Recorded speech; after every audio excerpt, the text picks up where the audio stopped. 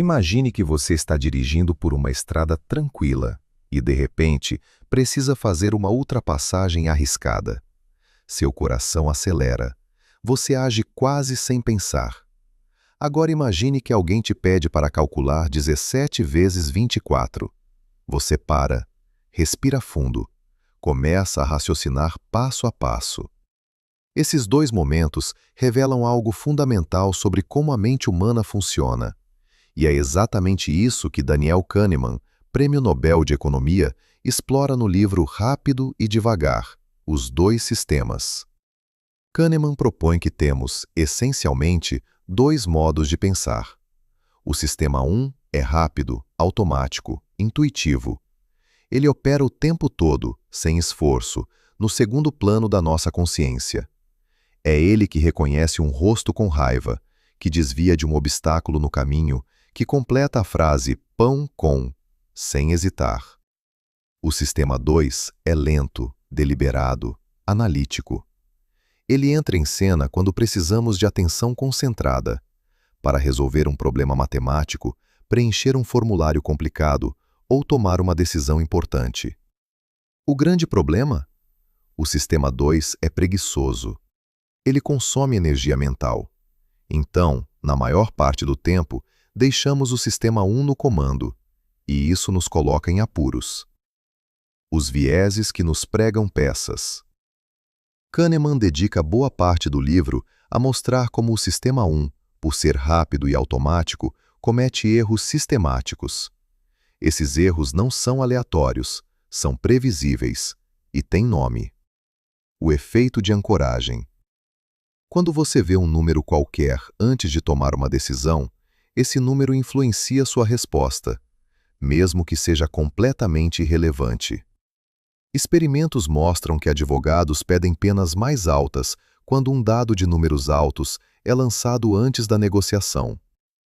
Compradores pagam mais por um produto quando o preço inicial é exagerado. A âncora distorce o julgamento sem que percebamos.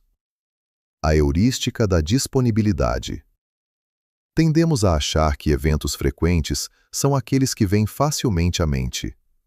Depois de ver notícias sobre acidentes de avião, superestimamos o risco de voar e subestimamos o de dirigir, que estatisticamente é muito mais perigoso. A facilidade com que uma memória surge se confunde com probabilidade real.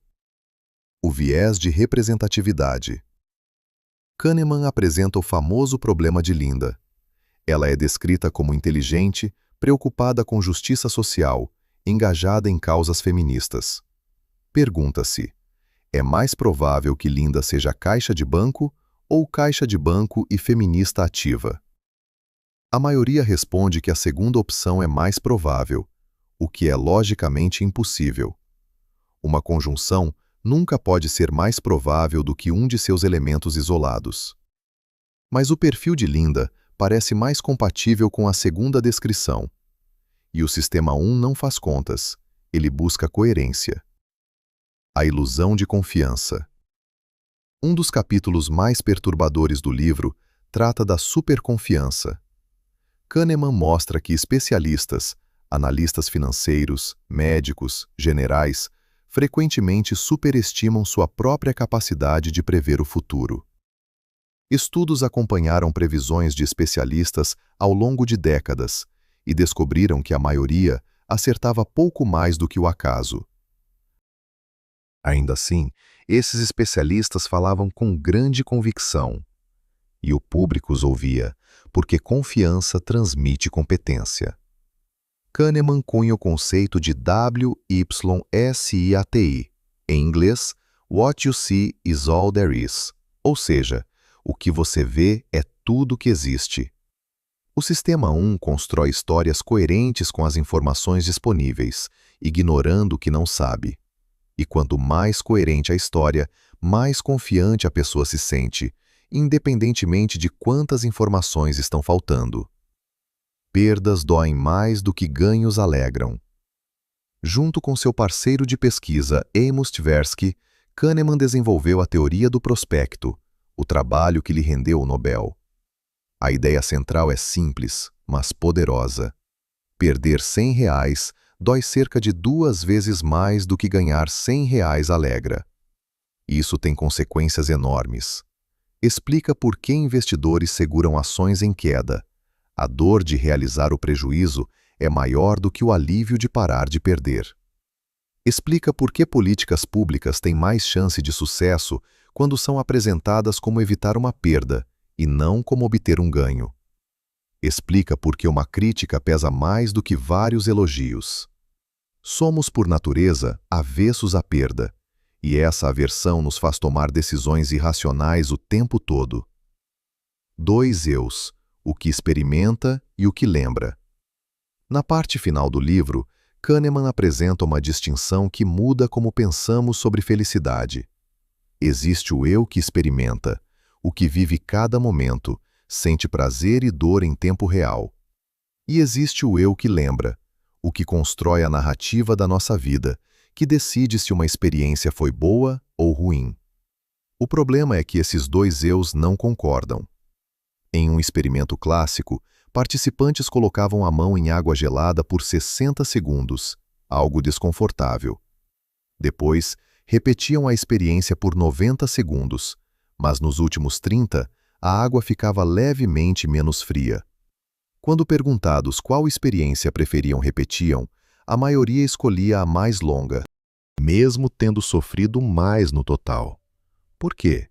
Porque o final foi um pouco melhor, e o eu que lembra valoriza o pico e o fim, não a duração. Isso explica por que férias maravilhosas arruinadas por um último dia ruim ficam como uma lembrança negativa, e por que uma conversa difícil que termina bem parece ter valido a pena. O que fazer com tudo isso? Kahneman não é ingênuo. Ele reconhece que não podemos desligar o sistema 1, e nem deveríamos. A intuição é valiosa, especialmente em domínios onde acumulamos muita experiência. Mas podemos criar condições para que o sistema 2 entre em cena quando mais importa. Desacelere antes de decisões grandes. Questione a primeira conclusão que vem à mente. Procure evidências que contradigam sua hipótese.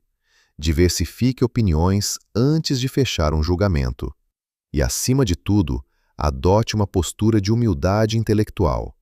A mensagem central de Kahneman é que somos mais irracionais do que gostaríamos de acreditar, e reconhecer isso é o primeiro passo para pensar melhor. Rápido e Devagar não é um livro de autoajuda. É uma obra científica escrita com clareza e honestidade. Kahneman não promete que você vai se tornar um ser racional perfeito. Ele mesmo admite que, mesmo conhecendo todos esses vieses, ainda cai neles. Mas o conhecimento muda algo. Quando você sabe que uma âncora pode distorcer seu julgamento, você para e pergunta: esse número está me influenciando? Quando sente uma confiança excessiva, você pergunta: o que eu não estou vendo? Pensar melhor começa com isso, saber como a mente falha. Se esse resumo fez sentido para você, se em algum momento você pensou: nossa, isso acontece comigo, então você já deu o primeiro passo que Kahneman pede: perceber que o sistema 1 está no controle. Se quiser continuar essa jornada com a gente, se inscreve no canal. Toda semana a gente traz resumos de livros que valem seu tempo, sem enrolação, direto ao ponto.